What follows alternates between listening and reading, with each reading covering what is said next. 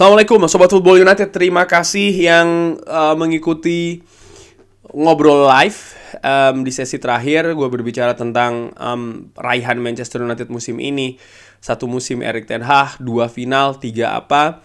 Di kolom komentar juga ada banyak yang mengusulkan, "Bang, dibahas dong Fabrizio Romano terkait dengan Harry Kane ini, bagaimana peluangnya ke Manchester United." Oke, di video konten dari Fabrizio Romano yang gua tangkap, intinya ada 2 pemain yang dibahas di sana. Nomor 1 Frenkie de Jong terkait dengan Barcelona. Intinya pihak dari Barcelona sangat-sangat memagari Frenkie de Jong ya. Jordi Cruyff, lalu tentu saja Xavi dan petinggi-petinggi lainnya nih melihat Frenkie de Jong sebagai pemain penting di Barcelona, dan sang pemain pun juga tidak ada kabar sama sekali dia menginginkan keluar atau seperti apa, dan diperkirakan situasinya sama ya, bahwa dia masih tetap ingin berada di Barcelona, dia tetap berada ingin di Camp Nou, tetap ingin bermain bersama FC Barcelona. Jadi nampaknya situasi ini akan terus bertahan, walaupun ada kemungkinan lain bisa saja ya, karena financial fair play. Kalau itu terkena di Barcelona, maka Barcelona juga harus melakukan perombakan, tapi juga bukan berarti Frenkie de Jong yang akan diproses di sana, bisa juga pemain lain kan. Dan kalau dari hal tersebut, ringan amatiran ala gue melihat nampaknya berat ya untuk bisa mendapatkan Frenkie de Jong. Kalau lini tengah memang harus diperkuat oleh Manchester United, dan gue berpikir juga demikian, maka ada baiknya Erik ten Hag mencari alternatif. Beberapa kali gue sampaikan kalau menurut gue alternatif saat ini mungkin yang terbaik adalah Alexis McAllister dari Brighton.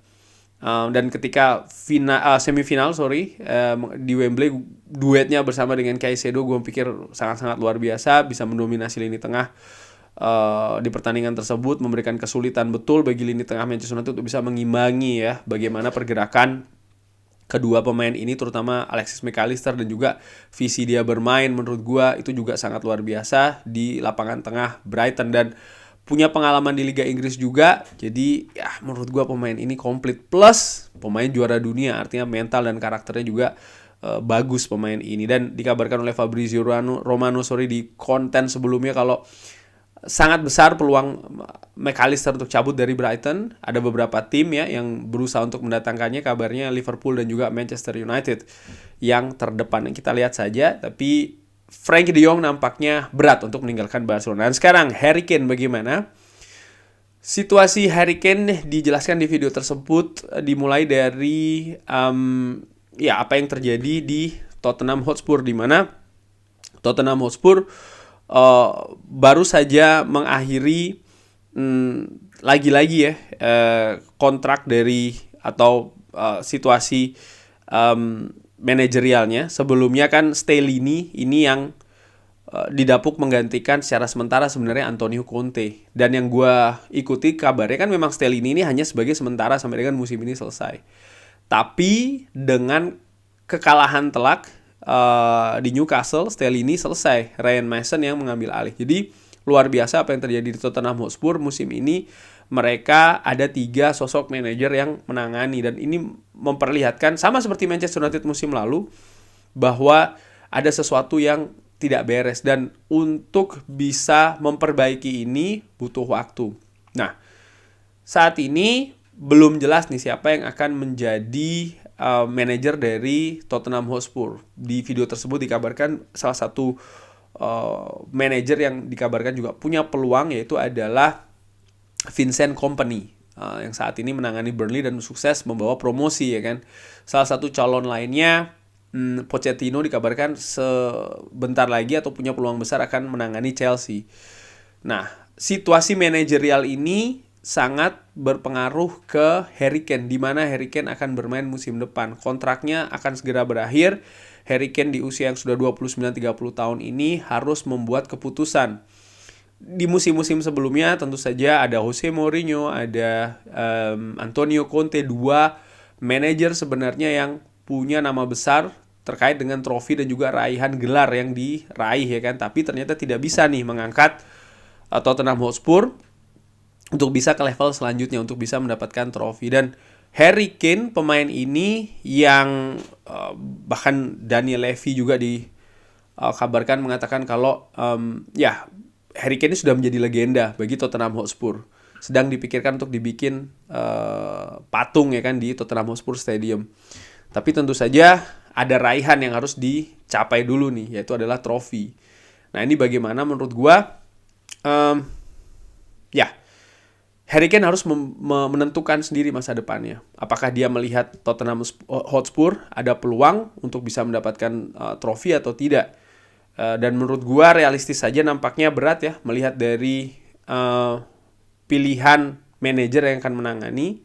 Dan Fabrizio Romano juga menyebutkan bukan tidak mungkin akan ada revolusi skuad juga di Tottenham Hotspur. Jadi proyeknya atau prosesnya ini sepertinya akan mulai dari awal lagi. Nah ini Harry Kane harus berpikir ke arah sana menurut gue. Mungkin dengan proyek baru, dengan manajer yang baru akan berhasil, tapi nampaknya tidak akan dalam waktu dekat. Dan melihat usia dari Harry Kane yang sudah 30 ya kan, dia mau menunggu berapa lama lagi. Tapi ya sekali lagi, apa sebenarnya yang mau diinginkan oleh Harry Kane untuk digapai, untuk dicapai? Apakah dia sudah oke dengan raihan gelar individu atau dia pingin nih mendapatkan trofi? Dan kalau gue ikuti dari beberapa podcast ya luar negeri terutama mengatakan ya biasa, sangat normal bukan biasa tapi sangat normal kalau impian para pesepak bola itu adalah meraih trofi bersama tim yang dia bela. Jadi bukan gelar individu yang utama, tapi gelar secara tim, memenangkan trofi di kompetisi yang diikuti.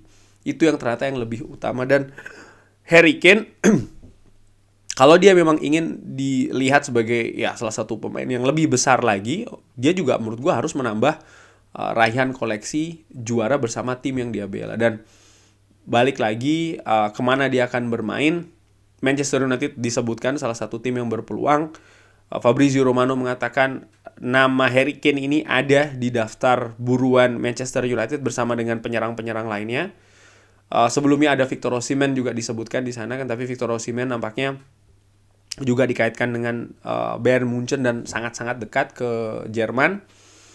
Sekarang Manchester United belum akan melakukan pergerakan karena masih konsentrasi musim ini ya kan. Dan menurut gua pergerakan dari Manchester United ini akan bisa dilakukan dengan baik dan juga mulus kalau memang Harry Kane juga ingin untuk meninggalkan Tottenham Hotspur.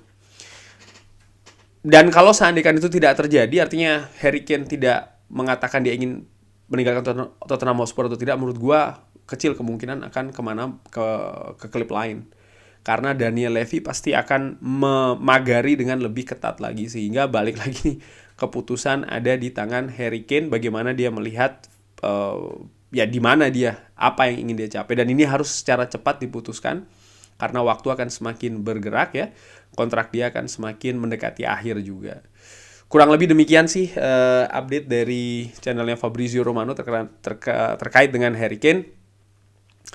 Gua seperti yang sudah sering gue sampaikan juga, gue melihat memang Harry Kane ini cocok di Manchester United. Dia punya pengalaman, dia punya garansi lah untuk menambal lini depan Manchester United. Dia punya garansi gol ya, yang menurut gue penting bagi Manchester United.